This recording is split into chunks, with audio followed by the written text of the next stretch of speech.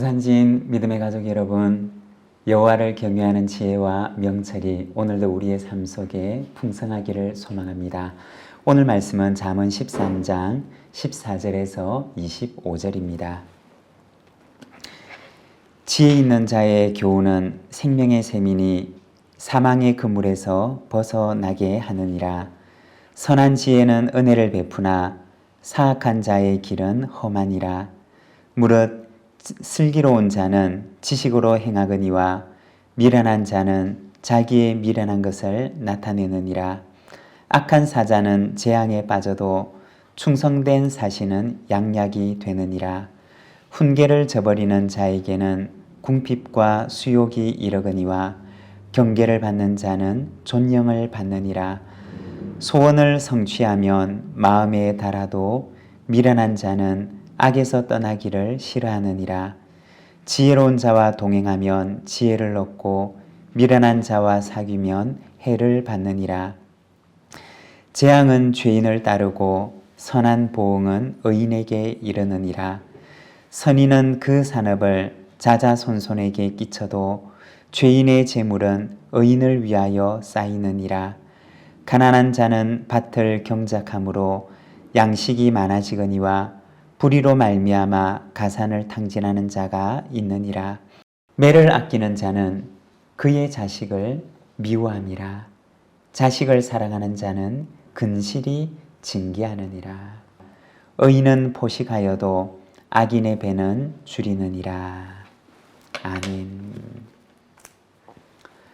오늘 우리가 읽은 이 잠언의 말씀에서는 지혜와 함께 동행하라고 말씀을 하고 있습니다. 14절의 말씀을 보면 지혜 있는 자의 교훈은 생명의 샘이니 사망의 그물에서 벗어나게 하느니라. 오늘 말씀에 보면 지혜 있는 자의 교훈이라고 말씀을 합니다. 우리가 귀담아 들어서 마음에 간직해야 할 지혜를 오늘 말씀에서는 교훈이라고 이야기를 하고 있습니다. 그리고 18절의 말씀을 보면 훈계를 저버리는 자에게는 궁핍과 수욕이 이르거니와 경계를 받는 자는 존영을 받느니라. 여기 이 말씀에서는 우리가 마음에 받아서 간직해야 할 이 지혜를 훈계와 경계라는 말로 표현을 하고 있습니다. 오늘 우리가 읽은 이 말씀들은 지혜에 대한 말씀들인데 우리가 지혜에 대해서 생각을 할 때 먼저 기억을 해야 되는 것이 있다면 지혜라고 하는 것은 우리에게 속한 것이 아니라는 것입니다. 만일 지혜가 우리 안에 속한 것이라면 우리는 우리의 마음속을 깊이 찾아 들어가 보면 거기에서 지혜를 얻을 수가 있을 것입니다. 그렇지만 오늘 우리가 읽은 이 말씀에 보면 우리의 마음속을 들여다보면서 우리 안에서 지혜의 샘을 퍼올리라고 얘기를 하는 것이 아니라 지혜가 말하는 그 교훈에 귀를 기울일 것을 이야기를 하고 그리고 지혜가 이야기하는 훈계와 경계를 우리 속에 받아들일 것을 이야기를 하고 있습니다. 이 말은 지혜가 우리 속에 있는 것이 아니라는 것입니다. 지혜가 우리 안에 있는 것이 아니라 우리의 내면 속에서 지혜를 퍼올리는 것이 아니라 우리는 우리의 바깥에 있는 지혜의 음성에 귀를 기울여야 한다는 것입니다. 세상의 많은 종교들은 지혜를 자기 속에서 찾고자 합니다. 자기 안을 열심히 탐구하다가 보면 그 안에 지혜가 있으리라고 생각을 합니다. 그래서 명상을 통해서 혹은 내면의 소리를 들으면서 지혜를 얻고자 합니다. 그렇지만 성경은 우리에게 말씀하십니다. 참 지혜는 하나님이시고 하나님을 경외하는 데서 온전한 지혜가 온다고 이야기를 합니다. 여러분, 하나님만이 우리의 인생에 참 지혜가 되심을 믿으시기를 바랍니다. 그리고 하나님의 말씀 안에 지혜가 있음을 기억하며 우리가 아침마다 주님의 말씀 앞에서는 우리 믿음의 가족들이 되시기를 바랍니다. 하나님께서 우리에게 지혜의 말씀을 들려주시고 훈계와 경계의 말씀을 들려주시며 오늘도 아침마다 하나님께서는 우리에게 당신의 말씀으로 우리를 교훈하실 것입니다. 날마다 주님 앞에 가까이 나아가 그 지혜의 말씀을 듣는 우리 모든 믿음의 가족들이 되시기를 바랍니다. 20절의 말씀입니다. 지혜로운 자와 동행하면 지혜를 얻고 미련한 자와 사귀면 해를 받느니라. 오늘 우리가 읽은 이 잠언의 말씀은 지혜로운 자와 동행할 것에 대해서 말씀을 합니다. 지혜로운 자와 동행한다는 것은 먼저 첫 번째는 지혜의 근원이 되시는 하나님과 동행한다는 의미이고, 그리고 한 걸음 더 나아가서는 하나님을 경외하는 신앙이 있는 사람과 공동체를 이루면서 서로 신앙 안에서 격려하고 세워주는 삶을 말하는 것입니다. 여러분, 좋은 신앙의 공동체 안에서 천국을 향한 순례의 길을 걸어가는데 서로 동행하고 서로 격려하고 서로 손을 붙들어주는 것이 순례의 길에 얼마나 힘과 위로가 되는 일인지 모릅니다. 지금 우리 교회에서도 공동체 성경 읽기를 진행하고 있습니다. 성경 읽기 훈련을 진행하다가 보면 한 권의 성경을 읽는데도 개인적으로 혼자서 성경을 읽어 나가게 되면 주어진 기간 내에 끝까지 성경을 완독할 수 있는 경우가 많지 않은 것을 보게 됩니다. 그렇지만 몇 사람이서 서로를 격려하면서 성경을 읽어 나가게 되면 함께 참여한 대부분의 사람들이 이 성경 읽기를 같이 마칠 수 있는 것들을 보게 됩니다.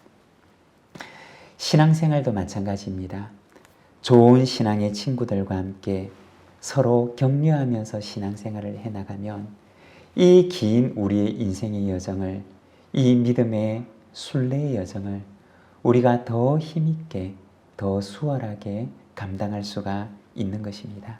여러분, 우리가 서로에게 좋은 신앙의 친구가 되고 좋은 영적인 동행자가 되고 서로를 하나님의 말씀으로 격려하며 함께 손잡고 가는 지혜로운 동행자가 되는 저와 여러분, 우리 모든 믿음의 가족들의 우리 신앙 공동체가 되기를 소망합니다. 24절입니다. 매를 아끼는 자는 그의 자식을 미워함이라. 자식을 사랑하는 자는 근실히 징계하느니라. 여기 말씀해 보게 되면 자식을 사랑하기 때문에 그 자식을 근실히 징계하는 부모의 모습을 보여줍니다. 여러분, 자식을 징계하는 이 부모의 모습은 누구를 가리키는 말일까요? 바로 우리를 사랑하시는 하나님 아버지의 모습입니다. 이스라엘의 역사를 보게 되면 이스라엘 백성들은 참 많은 징계를 받습니다. 그들은 참 많은 고난을 그들의 역사 가운데 겪게 됩니다. 왜 그렇게 하셨을까요? 그것은 하나님께서 그들을 사랑하셨기 때문입니다. 그들을 사랑하시기 때문에 그들을 거룩한 하나님의 자녀로 삼으시려고 그들을 징계하셨던 것입니다. 우리가 살아가는 우리의 인생에도 때로는 고난이 있을 수가 있습니다. 때로는 징계처럼 여겨지는 일들이 있을 수가 있습니다. 왜 그럴까요? 하나님께서 우리를 사랑하시기 때문입니다. 우리를 하나님의 거룩한 자녀로 삼으시기 원하기 때문입니다. 여러분, 바로 그 순간에 하나님께로 돌아서서 하나님께 더 가까이 나아가는 우리 모든 믿음의 가족들이 되시기를 바랍니다. 오늘 말씀 22절에 보면 선인은 그 산업을 자자손손에게 끼칠 것이라고 말씀을 합니다. 하나님을 가까이 하는 자에게 주실 하나님의 축복입니다. 오늘도 하나님을 가까이 하는 복이 우리 모든 믿음의 가족들 가운데 함께 하시기를 소망합니다. 기도하겠습니다. 사랑의 하나님 아버지, 은혜를 감사합니다. 오늘도 이 아침 우리에게 지혜의 권면의 말씀을 주시고 하나님의 말씀으로 우리를 교훈하시니 감사합니다.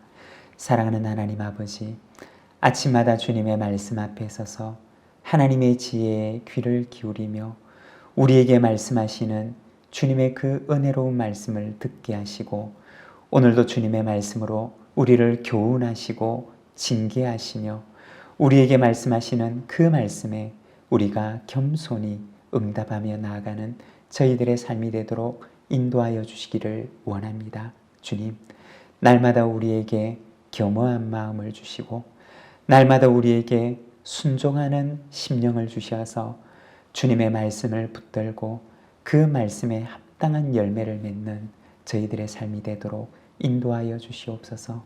오늘도 주님 앞에 살아가오니 오늘도 주님의 말씀 앞에 우리가 엎드리오니 주님 말씀하시고 오늘도 우리의 삶을 인도하여 주옵소서.